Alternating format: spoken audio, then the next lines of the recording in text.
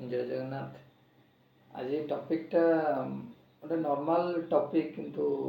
Normal topic हो पारे किंतु बहुत इम्पोर्टेंट टॉपिक आमर गोटे सोसाइटी पाई। कारण आम 2026 रे आम बंचुचु किंतु से अनुसार जदि आम ये बेवकूफ काम करवा समस्त मो आपण समस्त यदि करवा ताहले आम सेटा ठीक करुचु ना भूल करुचु ना आम आगू जाऊचु ना आम पछक जाऊँ सेटा आम समस्त भाविया पड़ो। सेटा टॉपिक है बाबा। गोटे गीत बाहर चिकेन खिया बाबा से मटन खिया बाबा। तो से बाबा पर मु खाली किसी हिंट्स देवी आम केमिति रंग वे सब जाऊचु आउ रंग जिनस रे आम बिलीव करी गोटे ड्रीम स्वप्न को नहीं बहुत बड़ स्वप्न को नहीं जाऊचु आम फेल्योर हो तथापि सी आम ब्लैकमेलिंग हो फेल्योर पर भी हम तो बुझीपारूँ। तो से टॉपिक रे मु खाली कहूँ से गोटे पेरेंट्स जो गोटे लोक ह्यूमन बीइंग को 50 इयर्स 60 इयर्स पर आफ्टर 60 इयर्स पर ता पाखे से बेले भावे जे मो पाखे फाइनेंस यंग टाइम रू फाइनेंस कमे जहाँ किसी कमे से भावे ये पैसार वैल्यू अच्छी किंतु मत से वैल्यूटा एत फिल होनी। कारण से सब जिनसर इच्छाटा धीरे धीरे कमी जाइए जो भाया जो हिसाब से यंग रे पैसार गोटे वैल्यूटा लगे कमेवा एंजॉय करवा ये सब करवा एज है से जिनसटा गोटे भावे लोक जे एक्चुअली वैल्यूटा कौन चिंता कर 60 इयर्स पर जो से गोटे पाइब सबुठू जदि मोपाई यही एज सबुठू वैल्यूबल जिनस मोस्ट वैल्यूबल हीरा संगे सामान हो पाए मो पिला माने मो पुओ हो कि झील हो मो चाइल्ड है सब बिगेस्ट वैल्यू। कारण जदि गोटे भल पिला है तो पेरेंट्स लाइफटा लास्टा जो 10 इयर्स 15 इयर्स जो लिविंग करेंगे डेथ हम टिल डेथ पर्यंत सी गोटे जब भल पिला होता पेरेंट्स लाइफटा गोटे खुशी रे हसी हसी ता जीवनटा जीव। गोटे पिला खराब पिला है से पिला पेरेंट्स प्रति मोमेंट तार डेथ हो केते थर से मरी ता लाइफ रे से कहीपे किंतु सेटा जार हो से अनुभव कर मुझे कहूँ। कारण आम गोटे पिला को भल करने आम बाबा पाखक छाड़ू जो स्पिरिचुअल शुणव कि तादर किसी अनुभव कर भगवान ऊपर विश्वास कर भल पिलाटा ही बाहर आमर थॉट प्रोसेसिंग रे पेरेंट्स पिला को जो सी दीक्षा नहीं से छाड़े मु दीक्षाटा खराब कथा कहूँ आप देखूँ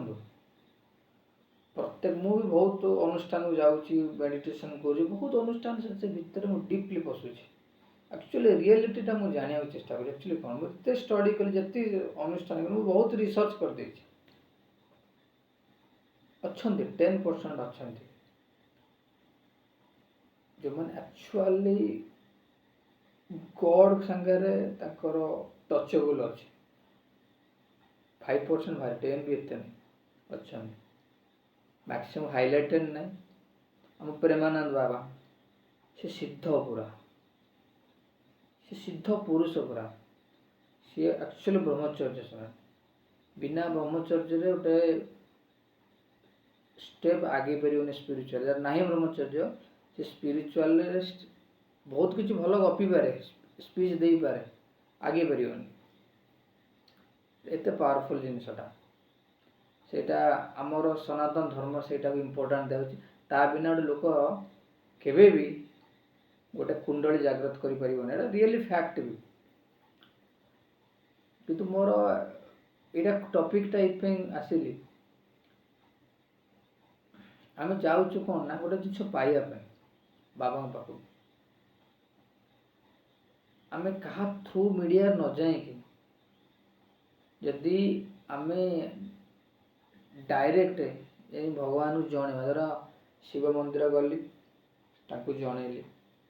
କି ଜଗନ୍ନାଥ ମୁଁ ପ୍ରାକ୍ଟିକାଲ ଯୋଉଟା କରେ ଜଗନ୍ନାଥ ମନ୍ଦିର ଗଲି ତାଙ୍କୁ ଜଣେଇଲି ଆପଣ ଡାଇରେକ୍ଟ ଯାଆନ୍ତୁ କୁହନ୍ତୁ ଓ ହାର୍ଟଲି କୁହନ୍ତୁ ତାର କିଭଳିଆ ରେଜଲ୍ଟ ଆପଣଙ୍କ ପାଖକୁ ଆସିବ ଆପଣ ନିଜେ ଅନୁଭବ କରିପାରିବେ। ଯୋଉଟା ବି ଆପଣଙ୍କୁ ମିଳିନି ନା ଆପଣ ସେତେବେଳେ ଲାଗିବ ମୁଁ ପାଇଲି ନାହିଁ। ଆପଣ 2 month 3 month maximum 1 year ପରେ ଆପଣ ତା ଦେଖିବେ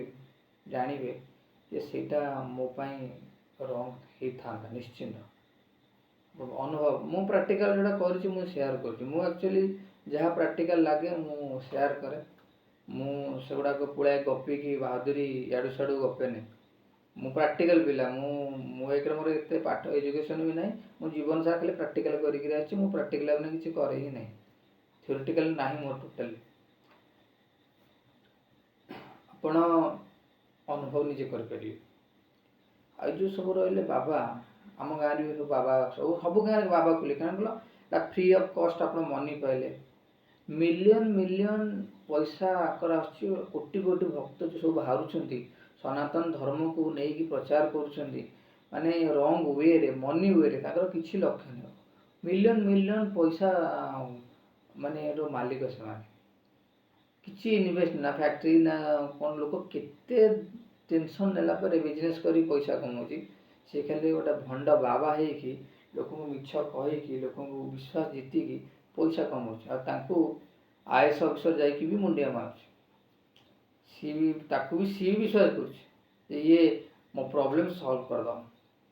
ଏଜୁକେଟେଡ୍ ଆମ କାହାକୁ ଅଲଗା ଲୋକ ତ ଛାଡ଼ ମୁଁ ଏଥିପାଇଁ ଆପଣ ଡାଇରେକ୍ଟ କୁହନ୍ତୁ ଏମାନେ ସବୁ ଯେଉଁ ରହିଲେ ଏମାନେ ହେଲେ ସବୁ ଭଣ୍ଡ ଏମାନେ ଖାଲି ତାଙ୍କୁ ପବ୍ଲିକ୍ ଗ୍ୟାଦରିଂ ହେଲେ ଗଭର୍ଣ୍ଣମେଣ୍ଟ ଡୋନେସନ୍ କରିବ ଆଉ ଲୋକ ଯଦି 10 ଟଙ୍କା ଦେଲେ ବି କୋଟି କୋଟି ଟଙ୍କା ଲେଖା ସେଇ କହିଲା ଲାଇଫ୍କୁ ସେ ଆରାମ କଲେ ପବ୍ଲିକ୍ ସଲ୍ୟୁସନ୍ ହେଲା ପବ୍ଲିକ୍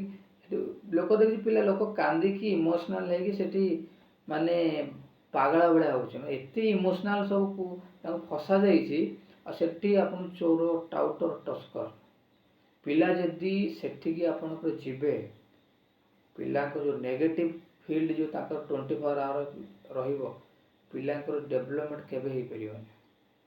ଆମର ଚିନ୍ତାଧାରା ଆମର ସର୍କଲ୍ ଆମର କେଉଁ ଫ୍ରେଣ୍ଡସ୍ ସର୍କଲ୍ ସାଙ୍ଗେ ମିଶୁଛୁ ଯେଉଁ ଥଟ୍ ପ୍ରୋସେସିଂ ହୁଏ ସେଇ ଅନୁସାରେ ଗ୍ରୋଥଟା ହୁଏ ଲାଇଫ୍ର ସେଠି ସବୁ ଟସ୍କର ଠକ ଟାଉଟର ଦଲାର କ୍ରିମିନାଲ ସେ ସରାଉଣ୍ଡିଂରେ ସେମାନେ ଥିବେ ମେନ୍ରେ କାରଣ ଏଇଟା ପୁରା ଇଲିଗାଲ କାମ କରିକି ମାନେ ପଇସା କମାଉଛନ୍ତି ଭଗବାନ ନାଁରେ ସେଠୁ ଆପଣ ଦୂରେଇ ଯାଆନ୍ତୁ ପିଲାଙ୍କୁ ଜଗନ୍ନାଥ ଶ୍ରୀରାମ କି ଶିବ ମନ୍ଦିର ତାଙ୍କୁ ଡାଇରେକ୍ଟ ଭଗବାନ ସାଙ୍ଗରେ କଣ୍ଟାକ୍ଟ କରନ୍ତୁ ତାଙ୍କୁ କୁହନ୍ତୁ ପିଲାଙ୍କୁ ଏଗୁଡ଼ା ଶିଖାନ୍ତୁ ବାବାଠୁ ହଟେଇ ଦିଅନ୍ତୁ ଆଉ ଯେଉଁମାନେ ଆକ୍ଚୁଆଲି ଟ୍ରୁ ଅଛନ୍ତି ଯଦି ଆପଣ ଜାଣିପାରିଲେ ତାହେଲେ ଯାଆନ୍ତୁ